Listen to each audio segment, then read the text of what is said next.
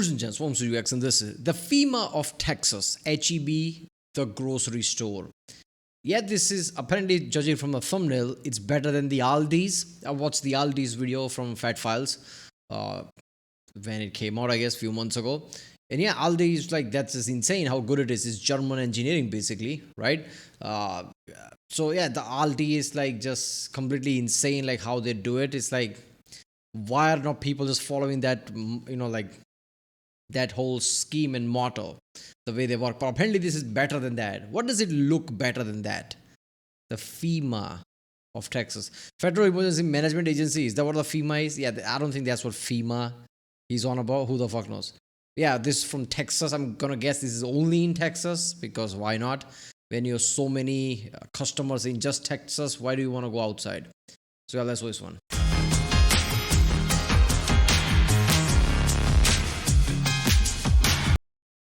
All right, for those of you that don't know, the first video I ever made on the internet was about Aldi, my favorite grocery store. Well, they've been dethroned. Today we're talking about HEB. It is a grocery store that pretty much only exists inside of the state of Texas. Everybody thinks HEB stands for Here Everything's Better, but it actually stands for Howard Edward Butt. Despite operating in only one state, it is the fifth largest privately owned company in the entire United States, generating tens of billions of dollars in revenue, and it is affectionately dubbed the FEMA of Texas. And we're gonna get into all of it right after word from our sponsor.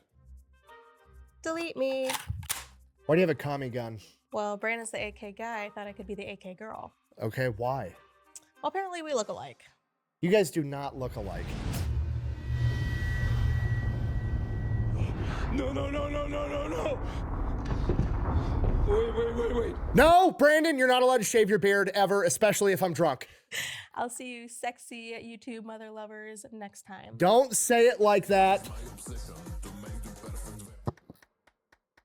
All right, here's the deal. Super simple, straightforward business model. You give them money, they turn around and make sure the data brokers on the internet aren't selling your personal information. What does that even mean? Okay, here's the entire internet and every free service on the planet inside of a nutshell, okay? There's the saying, if you're not paying for the product, you are the product. What that means is pretty much anything on the internet that you use, that's a service, whether that be Google, Facebook, Instagram, Snapchat, all of it, okay? It's all an app. So one of two things is happening. They're either gonna feed you ads, and that's how that company makes money since their service is free, or all right, here's the deal. I have been asked thousands of times to do a video about HEB. I have experience with HEB. For those of you that don't know, I have a podcast down in San Antonio, Texas. I fly down there every month to film episodes with my co-hosts, Brandon, Cody, and Eli, so I have some HEB experience. I've been to the grocery store multiple times. There's nothing overwhelmingly special about it from an outsider looking in. You go in, it's a nice grocery store. It's big, it's cool, they have good food, but they don't appear to be doing anything different than any other major chain grocery store. And then I found out on my last trip to Texas, they are in fact way different. About 30 minutes from where we film our podcast is Kerr County, Texas. They were hit with massive flash flooding. It destroyed homes, buildings, infrastructure. It wiped out an entire fire station. People were hurt, people were killed. It was a complete disaster. Yeah, flooding was insane. Like I remember seeing that time lapse. It was just like matter of hours. Like I don't know, it was like a second a minute or second an hour, something like that. Where it just like flooded the hell out and people were just backing up their car. The people were observing it. It's insane how an entire road can be submerged like that. That's just complete fucked up, man. In India, basically, like, there's many times we have this kind of like a sudden rain, which basically, floods the shit out of everything. We have a monsoon season here, and so flooding is something like I kind of know. But like, it doesn't matter how much you get used to it. Flooding is like any natural weather phenomenons are insane. And USA is like somehow has like intensified in that area because like tornadoes, you have tornado valleys and things. It's just insane, man, when I think about it. Like we don't get tornadoes here. Yeah, there was a long time ago, but yeah, we don't get that here. Hurricanes, like, which is called, I don't know, it's called something else here. But yeah, hurricane, cyclones or whatever, it's also kind of rare, not that strong. But yeah, USA is just left and right, so insane.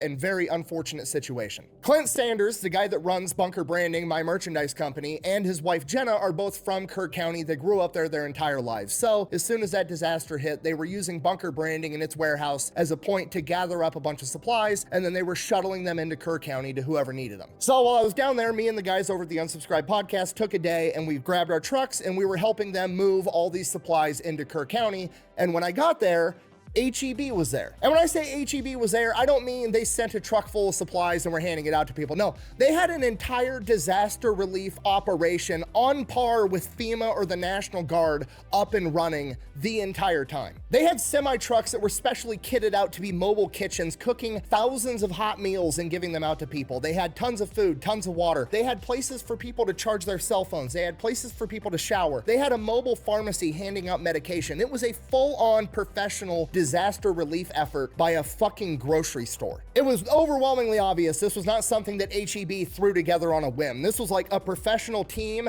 with professional equipment doing this job, and it's ran by a grocery store. So naturally, I had some questions. So I started asking the people around, and that's when I find out that, they all love HEB. They're literally nicknamed the FEMA of Texas, and HEB responds to natural disasters in Texas and the surrounding area, usually faster than the United States government does. And that's great. That's awesome. They're doing fantastic things, but my business brain is like, how in the fuck is that?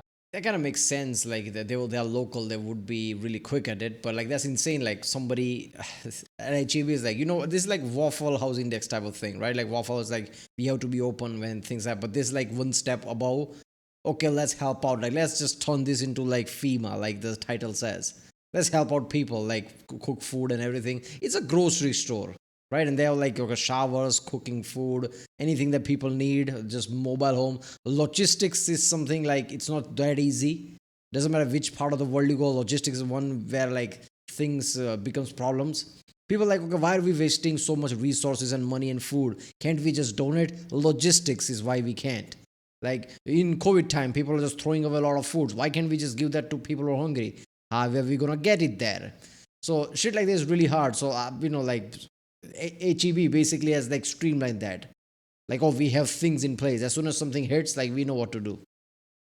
Possible, because I know that grocery stores are one of the most cutthroat, razor-thin margin industries that you could possibly operate in. Hy-Vee, for example, which is like the major chain grocery store in the Midwest, operates on a 1% profit margin. For every dollar they sell, they make 1 penny. So how on earth is HEB making so much money selling groceries that they're able to basically fund their own version of FEMA and do all this charity work? Clearly, they're doing something different than everybody else, and I was determined to figure out what it was, so let's take it from the top. All right, our story begins in the early 1900s with the parents of HEB, Howard Edward Butt, Charles, and Florence. Originally, the family was living in Memphis, Tennessee, and Charles was a pharmacist, and then at some point he developed tuberculosis, so they decided they were going to move the family down to Kerrville, Texas, hoping that the drier climate would help with his condition. And Charles, with tuberculosis, was no longer able to work as a pharmacist, so Florence decided to step up, and she decided she was going to support the family by opening a grocery store on the first level of their 2-story house. They were going to live upstairs,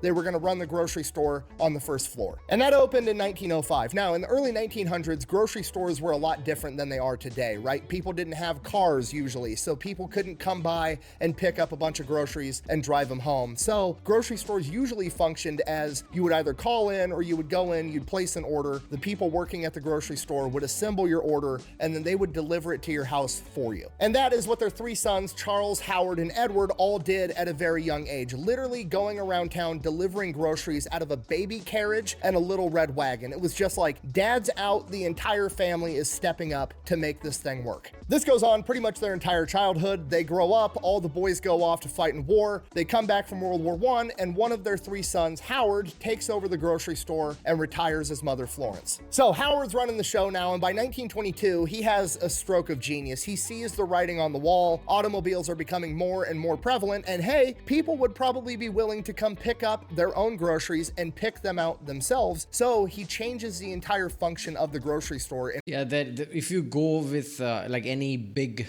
companies and you peel through them, there's going to be some innovator there who basically saw changing of the tide, like something new is coming. I guess in today's world that is equivalent to AI. Like if people can basically AI and like automation. AI and automation is one thing. Like if you can see that coming and like change your business accordingly, you're probably going to profit. So you need to keep up with changing of the tide. It's very easier said than done. Like, how are you going to know what is the changing of the tide, or are you like overestimating something? So yeah, a brilliant mind would know what to do there, right? So this is basically, oh, cars are becoming a thing, so let's change according to that.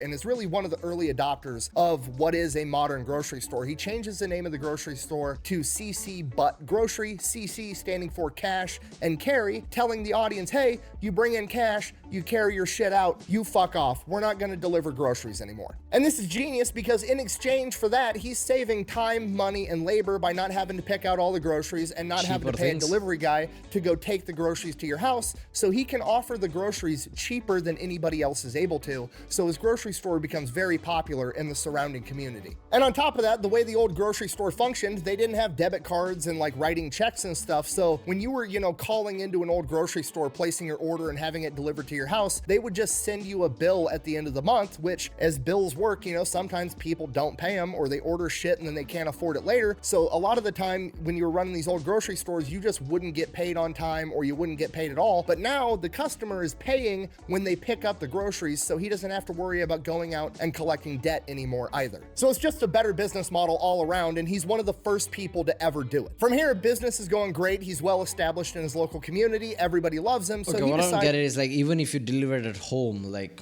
couldn't you ask money up front? Like, okay, here's your thing, give me more money. Like how a lot of food delivery people do it. If you don't pay online, like there's an option to give it cash. Like, why does it have to be end of the month check? he's going to expand and open up more grocery stores. And unfortunately, it fails tremendously because he has no name brand. He opens up 4 different grocery stores. All 4 of them fail. Unexpected problems? Good. We have the opportunity to figure out a solution. And because this guy's a business genius, he realizes it's not his company, it's not the way he does things, it's not the way he runs things. He just doesn't have the right marketing. He doesn't have the name brand. The name brand at this point in time is Piggly Wiggly. And lucky for him, Piggly Wiggly is a franchise. So what he does is he actually buys the rights to use the name Piggly Wiggly in 3 separate locations, and he opens up 3 Piggly Wigglies, but he runs them the same way that he runs his grocery store, CC Butt Grocery. And they do great. So then he ends up buying out 3 more Piggly Wigglies that are already built, and he starts running them the same way. Then he opens up another one. And then once they're established and matured in the community and everybody knows how this new form of grocery store operates, then he changes the name over to CC Butt Grocery. See more butts. Who's see more butts? Nobody see more butts than you, Uncle Tony. It's like grocery store guerrilla warfare. It's fucking beautiful. By 1935, all the other grocery stores are doing the same thing he was originally doing, so that wasn't really special anymore. So he renames the grocery stores again from cash and carry because it's no longer needed. It's just obviously implied at this point. So he renames it H.E. Butt, Howard Edward Butt Grocery. Hilarious. I'm trying so hard not to make fun of their last name, but he keeps picking the worst possible names possible. C-Butt, He-Butt, just, yeah. Always he. But so from here, Howard continues expanding. He's got the grocery business dialed in. He knows how to run a successful grocery store. So he's got 2 options. He can just keep expanding and keep doing what everybody else is doing, or he can keep innovating, and he chooses to keep innovating. All the other grocery stores at this point in time are basically just a middleman, right? They buy products from these big manufacturers. Yeah. Okay. If we look at every single company there is and like dissect like what is the model for like becoming like really rich and big, it's usually expansion. Innovation is great. Innovation will put you at edge, but like if you're expanded, crushing the competition and having monopoly, nothing is like it. Think about anything, right? Think about the biggest, like Ford. Like, what is Ford? Okay, there was a very early time, half of the car of the world were Ford Model Ts. Then it becomes like more cars like Royal Enfields from Britain and many like Austin and things. So many companies basically got in. Okay, so what did Ford do? Ford just started to buy the fucking companies one after another. There's too many companies are under Ford right now. Volkswagen. Think of a company, Volkswagen probably owns it. It's Volkswagen's company. Amazon. Okay, there's a story of Jeff Bezos literally selling, I think it was diapers, selling diapers at a loss just so he can take out another company so he can have monopoly. So once he has monopoly, he'll just increase the prices, but now he has the monopoly in diapers. And Amazon is like a global juggernaut at the level where, like Jeff Bezos is like one of the richest person in the planet, including Amazon, which is like default thing. Like if you want to buy something online, you're probably going to go with Amazon. Doesn't matter which country you're from. So yeah, global reach and like expansion is the ultimate thing you can do but yeah, if you don't want to do that, innovation is like something you should be focusing on, because that gives you a lot of like leeway, a lot of strength, local strength. So you can make a lot of decision, you can stabilize in certain way, and you don't you don't delve into like corporate BS whether you want to or not, because at the global stage, like Amazon things, certain things they have to do, ruin customers experience and everything, because at that scale it just becomes automatic at that point. But if you're very small, like just in Texas, right, like many other things that already Federation covered it in this channel, like people are very specific, they can just dictate, I'm going to do this, I'm not going to do this, oh, this is going to be just $1 still. What was that like food thing? They're like, oh, it's just going to cost $1, doesn't matter if the inflation is high. And then they mark them up and they sell them, they take their profit, they call it a day. But Howard decides he's going to be one of the first grocery stores to ever start vertically integrating. He's going to be one of the first to start offering a store brand product equivalent. So he opens up a bakery, he opens up a canning facility, he starts making some of the products that he's going to sell inside of his stores. Now, this in itself isn't that revolutionary. Vertical integration is basically becoming your own thing, right? Who's the richest thing you can think of on the planet? Like, in general, I'm not talking about the top players, like they could be because of a very specific thing. But if you were to think of one area, if you're in there, you're going to be one of the richest people. Factories. If you're manufacturing, you're going to be one of the richest person that is in your area, in your state, whatever. After that, you basically comes the people who make the factory, construction and things like that. Builders and people like that. So this is basically vertical integration, is just being your own factory. You're not just selling things, you're making things yourself, which is obviously better. Because other companies have done this before, but Howard takes it a step further, and what he ends up doing is he submits everything to blind taste testing against the big name brands. He doesn't want the HEB knockoff product to be a knockoff product. He wants it to be just as good, if not better. So his brand is actually premium and he's still able to sell it cheaper. This obviously works out great, so he just keeps expanding, opening more grocery stores, more vertically integrated things. He's running his own warehouses, everything. Grocery. And then in the 1930s, one of his warehouses... I love that. I love how he's like... Should we like just say HEB? No, we're gonna say he bought groceries, of course. Things. He's running his own warehouses, everything. And then in the 1930s, one of his warehouses gets wiped out by a hurricane. And unlike everybody else affected by this hurricane, Howard decides he's going to keep his grocery stores open, and he's actually going to get involved with the disaster relief, starting the company tradition of helping with natural disasters inside of Texas. Fast forward to World War II, Howard is now basically a major food manufacturer as well, so he uses his canning facilities and bakeries and everything else to help with the war effort, getting food to the front lines. Then World War II ends, Howard renames the company from HE Butt to just what we know today as HEB, and he becomes one of the first grocery stores to invest in a frozen food section. And this is one of those things that doesn't seem like a big deal, it seems like something fairly obvious, but right at the end of World War II was when mass refrigeration really started to come out. People started to have freezers in their homes, so being one of the only places where you could go and buy a tub of ice cream. Again, see, keeping up with the times, like I said, like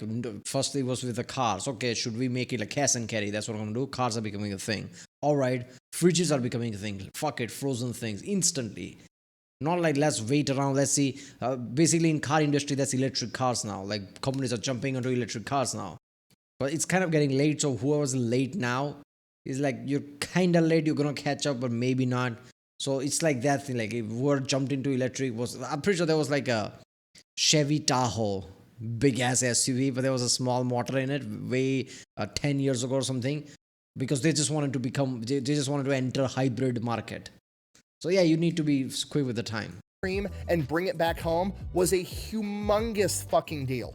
When the fuck did we get ice cream? I cannot stress to you enough how insanely popular ice cream was in the years leading up to, during, and right after World War II. It's one of those things that kind of flies under the radar, but have you ever noticed with like senior citizens today that there's a humongous ice cream culture? Like they all love having ice cream with dinner. They all had like ice cream socials back in the day. It's all because of history, right? Because during Prohibition in the 1930s, all these bars basically woke up one morning and the government said, hey, guess what? You can't sell booze anymore, which is the only product that you were selling. So bars all over the country overnight basically had to turn themselves into soda shops and ice cream parlors. And those soda shops and ice cream parlors are what filled the social void that bars left behind. So ice cream became incredibly popular. And now one of the only places that you can go buy it. I mean, at this point, it's just basic science. Whatever can trigger feely good, like chemicals in your brain, right? Endorphins and everything. Like, yeah. So alcohol can numb things, okay? But sugar can also like heighten it. That's the point. Like, eventually you'll use sugar as a trigger. As like, oh, I feel good. And you will basically, because that's how your brain works. Like, as soon as it detects sweet, it's like, yeah, this is probably good because it's high carb. That's how evolutionary we became. So yeah, ice cream is just one of those things like, yeah, people are gonna like it. Doesn't matter what. And yeah, if you're gonna ban alcohol, that's the next thing they're gonna go. In bulk in the entire United States is a grocery store in Texas called HEB. From here, he continues to dominate the Texas market, expanding like wildfire. He tries to go out into other states, but after a couple of years, they close those grocery stores down and decide they're just going to stay inside of the state of Texas. They decide rather than expanding HEB all over the country, they're just going to completely dominate the grocery industry at every level inside of their home state. And what I mean by that is... Okay, I don't want to pause too much, but there is like an element to this that makes sense to me, because if you're dominating at a level in just Texas, there is no reason to like try to do that anywhere else, because first of all, you might come across certain hurdles, and that effort you would put there, you could put the same effort in Texas alone. One thing I can think of is Ford again. Okay, Ford closed a lot of like factories in India, just stopped, like Chevrolet as well. When Chevrolet closed down India, this is like one of the last cars I bought. It's called Lacetti, I guess, is in USA.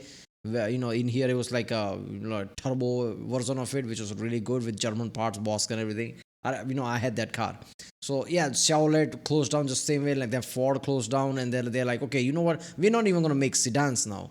Why? Because they're making so much fucking money in F-150s and Silverados and things with Chevrolet, right? Trying to struggle in India and any other place and trying to make sedans, hatchbacks. Why the fuck would we do that? Okay, let's just focus on F-150s and trucks, maybe electric vehicles, shit like that. Everybody knows when it comes to grocery stores, you've kind of got your tiers of grocery stores, right? You've got your like lower income budget grocery stores where there's a lot of off-brand products, but everything's significantly cheaper. Then you've got your like legitimate grocery stores, which is kind of like what HEB or Hy-Vee or Safeway is. And then you've got your big department stores like Walmart that sell a bunch of shit and groceries. HEB is like, fuck it, we're gonna be all three all over the entire state of Texas. So they open up HEB Plus, which is like a Walmart type store. Then they have their normal HEB. Then they have Jovi's Smart Shop, which is their discount low-income grocery store. And then they have HEB Central Market, which is like your upscale farmers market, fancy bougie grocery store. So they're selling groceries to absolutely everybody. And this is absolutely genius, because when you start running a business across state lines, all the rules change, right? Now, if you're operating in 50 states, that's 50 states with 50 different laws, and you've got to transport the equipment from your factory in Texas all the way up to Rhode Island, and it just turns into one gigantic fucking headache, and you're hiring 2, 3, 500, 1,000 people just to know all the rules and regulations for every single state. HEB is like, fuck this, we're just gonna own the entire state of Texas. And you know what? It works because Texas is fucking enormous. Yeah, Texas is huge. Like, people don't realize how big Texas is until you see it on map. Like, god damn, son, the way it's like mapped and just going all the way down, it's like, it's really like warps your like perception. Oh, hey, Texas is not big, and then you look at, oh fuck me, that's big. So yeah, and Texas like now is becoming like one of those states. People are leaving California and things and going to Texas now. So yeah, Texas is huge. So yeah, if you dominate Texas, it's like you might like also economy of Texas is pretty huge. Just like dominating an entire country, right? Somewhere in Europe or something. That's the level of things we're talking about. And certain big companies can dominate multiple states, but because they have bases and factories in all of those states. Because it's publicly traded company, there is no one owner, but there are like board of directors, like too many shareholders. Usually there's one majority guy who's like the chairman, but it's like he's majority by like 20% or something, and like too many people. If you're a company like that, basically public company at that point, what is Texas? What is California? It's not like you're bringing things from Texas to California. You might have shit in California, you might shit have in New York, you might have things in Texas. They all operate independently. Companies do that. Like obviously that's how things work. Where giant companies, Walmart and people do it like that. But if you're like one owner from Texas, yeah, managing shit is pretty hard. Basically its own country inside of the United States. And you're like, oh, fat electrician, chubby electrician guy's fucking exaggerating. No, I'm not, okay? Ukraine is the biggest country in Europe. It's almost the size of Texas. So just by dominating one singular state, Texas in the United States, they can be one of the biggest grocery providers in the world because Texas is so fucking big. Now, by the 60s, 70s, Howard is getting up there in age. It's time to retire, time to let everything go. So he achieves the real American dream of building an enormous company and then taking it public, cashing out, making millions and millions of dollars so he can go fuck off and do whatever for the rest of his life. No, I'm just kidding. He achieves the real American dream of building something incredible and then handing it off to his sons and letting them take over the reins so he can sit back, relax, and watch his sons. Wait a minute, not nepotism?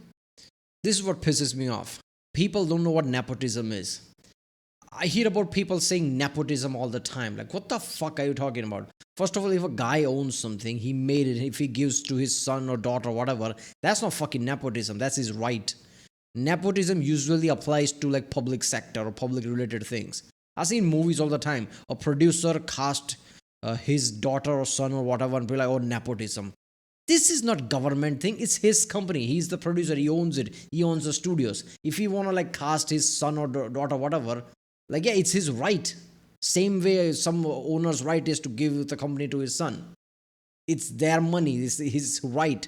Nepotism usually applies to some government sector, where somebody uses their power to like skip the line. That's what nepotism is, not at private things. So I hear about nepotism or nepo babies. I hear about that. What the fuck does that even mean? It's a private thing, right? If some producer, skips the line and gives his son the, like a next label for singing or something, that's his right, his company. That's not nepotism.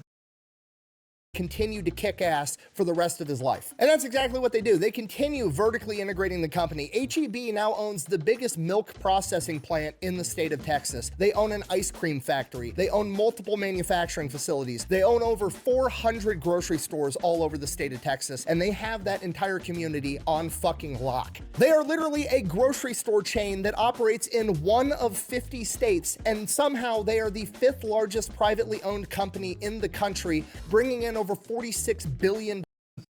Okay, Cargill Cock. Why do I know that name? Cock. Yeah, okay. Public supermarket, Mars, as in Mars or Mars bars and thing. What is that? Okay. Packaged goods. HEB Groceries, Reyes Holdings. Okay. CNC Wholesale. Yeah, okay. $1 a year. So while the rest of the competition is going out here hiring guys with business degrees that know what they're doing, aka cutting a bunch of corners to maximize profits, being very short-sighted about everything, his sons are out here building an empire that's gonna last forever. And you wanna know what they do with that empire? A bunch of good shit. It's legitimately a good place to work, according to every... You know what, that is so true when it comes to like business degrees and management degrees. They have very tunnel vision. I don't know why, like somebody really needs to look into this, like somebody with doctorate or something, really look into how this, MBAs and things, business administration, how that thing works, because it has a tunnel vision. You see that all the time.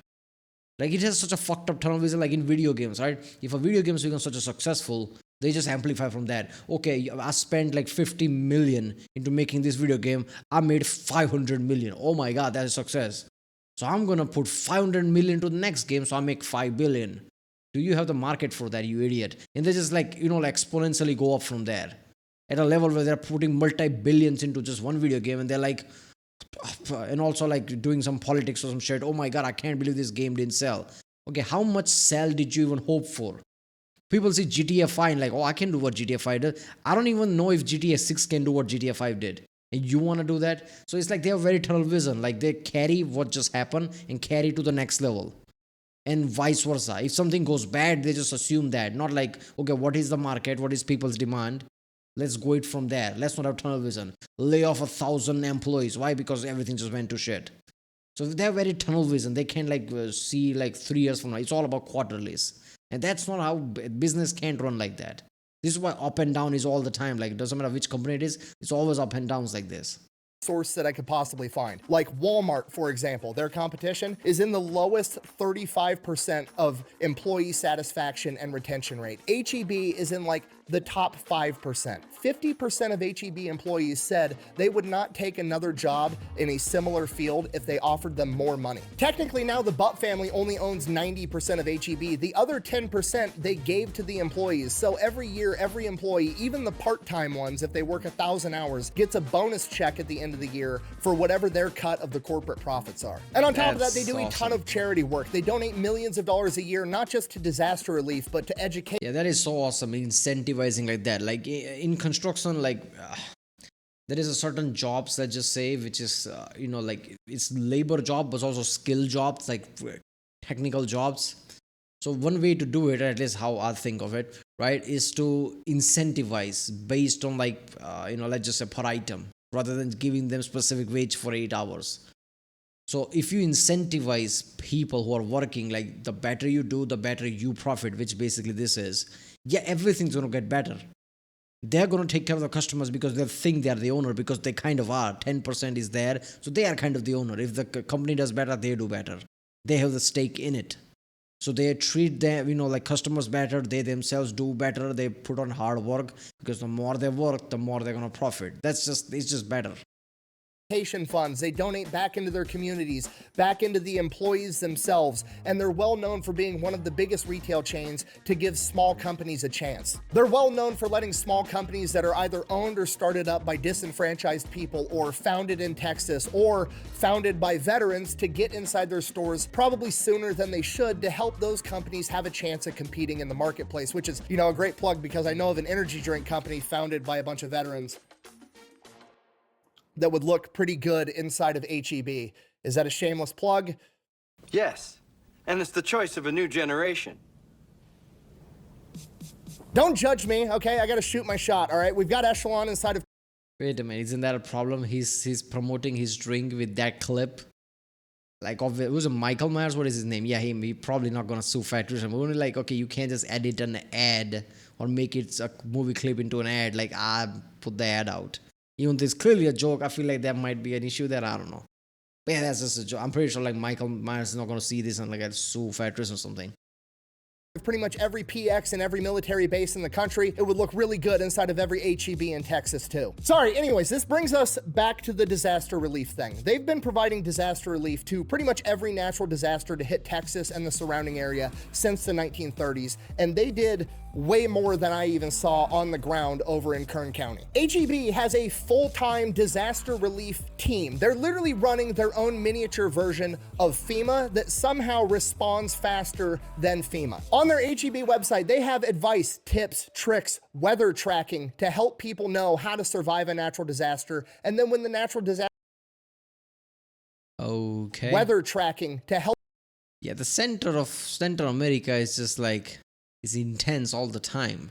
Help people know how to survive a natural disaster, and then when the natural disasters do hit, they mobilize massive convoys to go in with mobile kitchens, showers, cell phone charging, food, clothes, medicine, absolutely everything you could want. HEB is on the way to get it to you. And then they donate millions and millions of dollars back into that community to help with the reconstruction. Now, we don't know what the totals are for Kern County, Texas, because that disaster is still kind of unfolding and just now getting addressed. But in 2017 with Hurricane Harvey, they donated $6 million towards reconstruction, had 60,000 hot meals distributed, and 150,000 cases of water. Which raises the question, how in the fuck are they able to do this? Because like I said, grocery stores are the most cutthroat, razor-thin margins that you can imagine. Literally like a 1% profit margin on product. How do they have tens of millions of dollars to donate back into these communities, and then have a full-time emergency response team on hand whose entire job is to track the weather and respond to natural disasters for their community. I, for the life of me, could not figure out how they had the money to do this. So I dug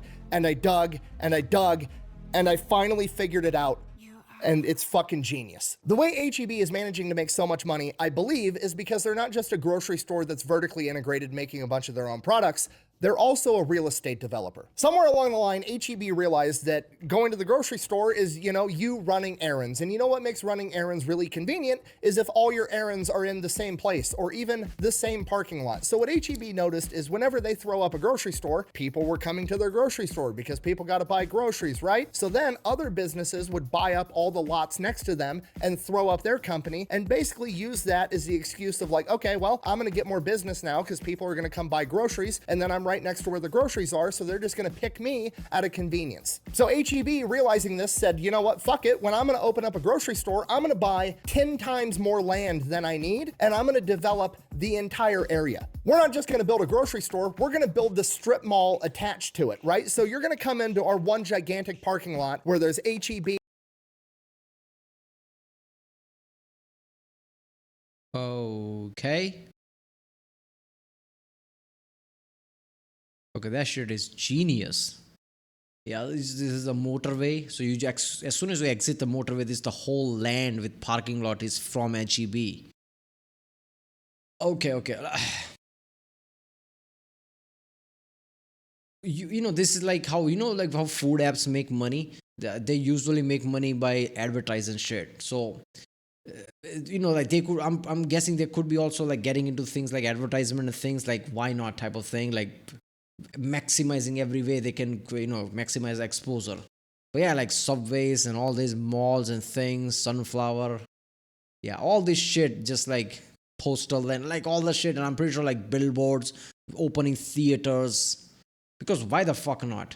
You already have vertical integration. You're already making your own buildings and things. You're basically real estate already. Like you're making your own things, like your grocery store might as well make more things. It's like how malls work basically. Somebody makes a mall, buy things around it, and the inside it's just like everyone has incentive to basically invest. Because somebody's going to theater, they might stop in Apple store or something and shit like that. So yeah, it's just like, yeah, it just works.